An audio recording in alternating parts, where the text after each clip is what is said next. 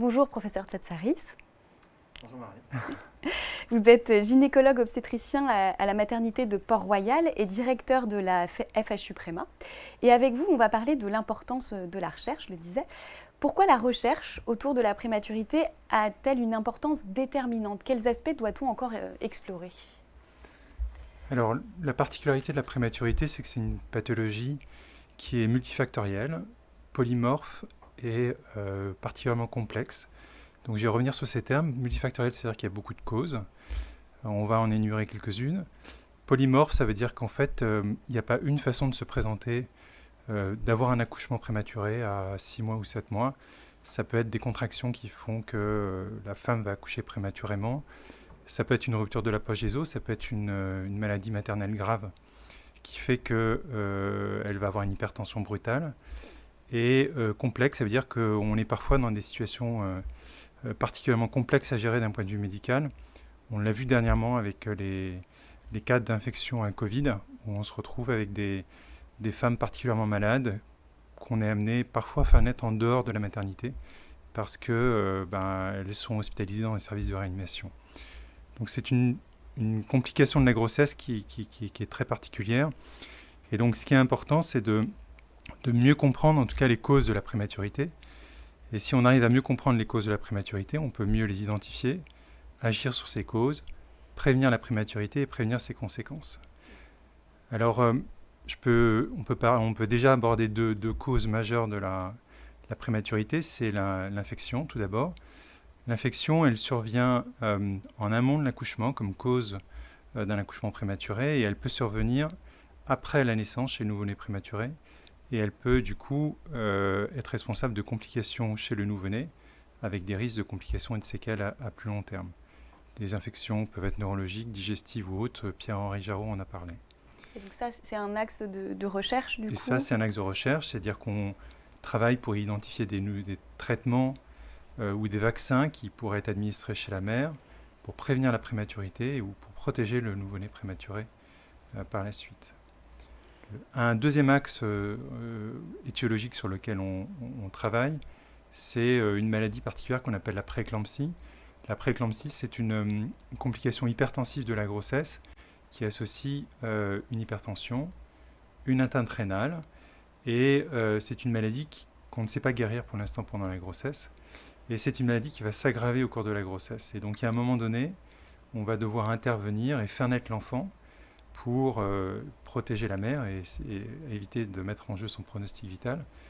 Et on va assez régulièrement générer un accouchement très prématuré. Et donc, en comprenant mieux les mécanismes qui vont être responsables de cette complication, on arrive actuellement à identifier des nouvelles thérapeutiques, on y reviendra peut-être un peu après, qui nous permettent de prolonger la grossesse et de limiter cette prématurité. Donc c'est vraiment important d'avoir tous ces axes de recherche. Mieux comprendre les causes, finalement, c'est mieux agir en amont. Et après, il y a tout un travail qui est fait aussi sur le devenir de l'enfant prématuré. Il y a tout un axe de recherche sur la prise en charge de l'enfant prématuré. Et c'est donc pour accélérer l'avancée de la recherche que vous avez été porteur du projet de la FHU Préma, Combattre la prématurité. Est-ce que vous pouvez nous expliquer un peu plus précisément ce que c'est la FHU Préma et qui elle réunit? Tout à fait, avec plaisir. Donc la FHU Préma, c'est un formidable environnement de recherche, de soins, un environnement de formation dédié à la prématurité. C'est un réseau en fait qui regroupe des maternités, des services de néonatologie de 5 centres hospitaliers en Île-de-France, l'hôpital Louis-Morier à Colombes, l'hôpital Bichat, l'hôpital Cochin avec la maternité Port-Royal, l'hôpital Saint-Joseph, l'hôpital Trousseau. Et donc autour de ces services cliniques, il y a 12 équipes de recherche qui sont reconnues internationalement et qui travaillent spécifiquement autour de la prématurité.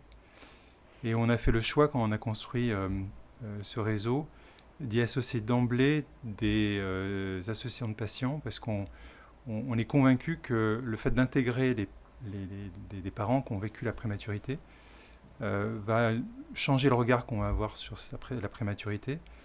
Et le fait de les intégrer dès le début dans les protocoles de recherche va nous permettre de nous poser de nouvelles questions, des questions auxquelles on n'a pas pensé. Donc voilà, donc ce réseau est construit autour de ces équipes de soins, de recherche et des associations de patients. C'est quoi dans les équipes de soins? C'est des médecins, des sages-femmes? Alors, il y a de tout. Il y a environ 145-150 médecins. Il y a 200 sages-femmes, des infirmières, des puéricultrices, des psychologues. Donc toutes ces équipes dédiées à la prématurité. Et c'est un réseau qui représente à peu près 2000 naissances prématurées par an. C'était quoi votre objectif? Vous nous l'avez un peu dit, mais un peu plus en détail. Votre objectif en réunissant ainsi des chercheurs, des cliniciens d'horizons très divers et des parents. C'était quoi l'objectif? Donc, comme je le disais au début, la prématurité, c'est une pathologie qui a de nombreuses causes. En fait, ce n'est pas comme par exemple l'exemple actuel, une infection virale avec le Covid. On a un agent infectieux, on essaie de développer un traitement, un vaccin, et donc on a une cible. La particularité de la prééclampsie, c'est une complication multifactorielle pour laquelle on a de multiples causes. Et donc pour pouvoir essayer de lutter contre cette complication de la grossesse, il faut qu'on mette en commun des soignants, des chercheurs d'horizons très différentes. Et c'est ce qu'on a voulu faire avec la FHU Préma, donc en mélangeant des équipes qui fonctionnent différemment avec des chercheurs en recherche fondamentale, en épidémiologie, en sciences humaines et sociales, des chercheurs en chimie, en physique, en intelligence artificielle. Et donc on met tous ces gens-là ensemble et on crée un environnement très particulier. C'est très différent, parce que vraiment, c'est des horizons très différents. L'idée, c'est de vraiment booster la recherche pour essayer de développer les innovations thérapeutiques qui seront au chevet des patients dans 1 an, dans 2 ans, dans 3 ans, voire un peu plus tard. Et concrètement, quel type de projet vous avez l'intention de lancer, vous avez l'ambition de lancer dans les prochaines années? On a listé en fait ces projets sur le site internet de la maternité, donc celles et ceux qui sont intéressés peuvent aller voir ce qu'on fait sur le site de la FHU Préma. On va prendre quelques exemples. Un exemple auquel on ne pense pas forcément, c'est celui des inégalités sociales. On sait que les inégalités sociales sont un facteur de risque de prématurité, sont pourvoyeuses de prématurité. Et donc l'idée, c'est d'essayer de mieux comprendre comment ces inégalités sociales, comment la précarité va être responsable de prématurité et du coup sur quel levier on va pouvoir agir pour limiter la prématurité dans ce contexte-là. C'est un projet majeur de la FHU Préma qui est animé par le professeur Elie Azria à l'hôpital Saint-Joseph en lien avec une équipe internationale à Milan. Donc ça, c'est un axe. L'autre axe, on en a beaucoup parlé tout au long de ce webinaire, c'est l'extrême prématurité. Donc l'extrême prématurité, c'est vraiment un axe majeur de cette FHU Préma parce qu'on a des services de réanimation néonatale qui sont spécialisés sur la prise en charge de ces enfants aux limites de viabilité. Et donc on va agir par exemple de 2 façons. La première, c'est par une meilleure coordination des soins entre l'équipe obstétricale et l'équipe pédiatrique pour optimiser cette prise en charge périnatale aux limites de la viabilité et du coup essayer de donner le meilleur pronostic à ces enfants. Et puis l'autre axe, c'est celui qui a été présenté par Pierre-Yves Ancel, c'est d'étudier le devenir de ces enfants et on va le faire sur de nombreuses années. Donc là, actuellement, sur EPIPage 2, cette grande cohorte d'enfants nés prématurés, 5500 enfants nés prématurés qu'on va essayer de suivre le plus longtemps possible. Et donc là, on arrive à 10 ans de suivi de ces enfants. Et bien, arriver à mieux comprendre quels sont les facteurs qui, au moment de la naissance, vont être associés 10 ans plus tard à un bon pronostic, ça nous aide considérablement pour mieux identifier les enfants qui vont avoir le meilleur pronostic ou le moins bon pour adapter la prise en charge. Oui. Pardon, non, je dis dans le domaine, parce qu'on sait que c'est vrai que quand il y a une naissance prématurée, parfois c'est aussi il y a des jumeaux parce qu'il y a eu une PMA par exemple. Est-ce que ça c'est aussi quelque chose Tout à fait. Donc la PMA est pourvoyeuse de prématurité, en grande partie par le biais des grossesses multiples. Et donc il y a eu beaucoup d'efforts qui ont été faits ces 10 dernières années pour limiter le nombre de grossesses multiples et diminuer la prématurité qui est associée. Mais il y a toujours un excès de grossesses multiples en lien avec la PMA et donc on essaye actuellement d'agir sur la diminution des grossesses multiples par une recherche autour de l'embryon et par des techniques d'intelligence artificielle. C'est un projet qui est porté par le professeur Catherine Patra et par le professeur Santilio Acochin. On essaie d'analyser du coup ces embryons avant de les réimplanter pour sélectionner les embryons de meilleure qualité de façon à optimiser les chances d'implantation en n'en réimplantant qu'un seul embryon et du coup en limitant les risques de grossesse multiples.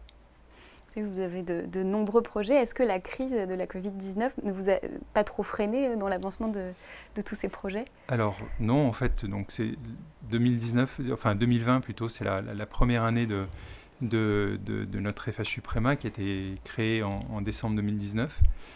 Les équipes de la FHU Préa ont levé plus de 4 millions d'euros, donc on est très fiers. 4 millions d'euros avec des financements très exigeants, très sélectifs. Donc on a des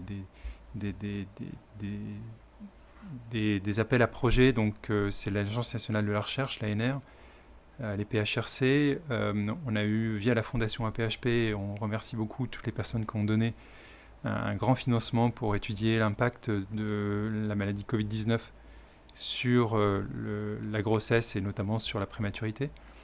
Et on est très fiers également d'avoir pu mettre en place un partenariat avec un grand mécène qui nous a mis à disposition plus de 250 000 euros pour financer des projets et qu'on appelle les appels d'offres d'émergence pour essayer de booster des appels d'offres des projets émergents dans le cadre de la FHU Préma.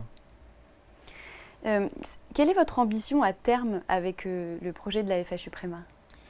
Donc notre ambition, elle est importante, c'est de rentrer dans le cercle très restreint des centres de recherche internationale autour de la prématurité. C'est des centres d'excellence qui sont labellisés par une fondation américaine qui s'appelle la March of Dimes, ce qu'on appelle les Prematurity Research Center.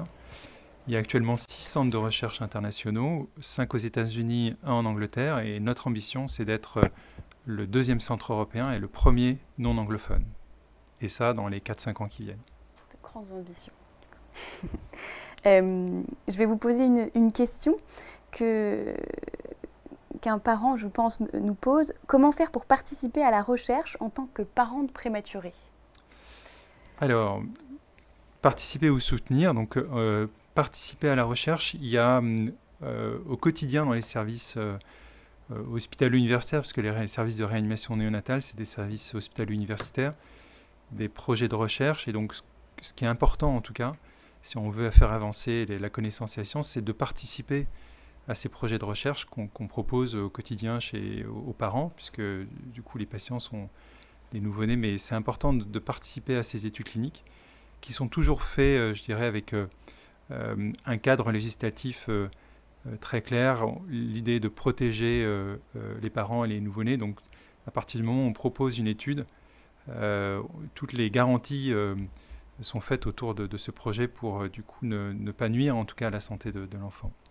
Donc le premier moyen, c'est du coup de participer à ces projets de recherche qu'on propose. Et pour soutenir la recherche plus fondamentale, c'est du coup en faisant des dons par exemple sur le site de la FHU Préma. Merci beaucoup professeur Tsatsaride d'avoir répondu à mes questions. Merci.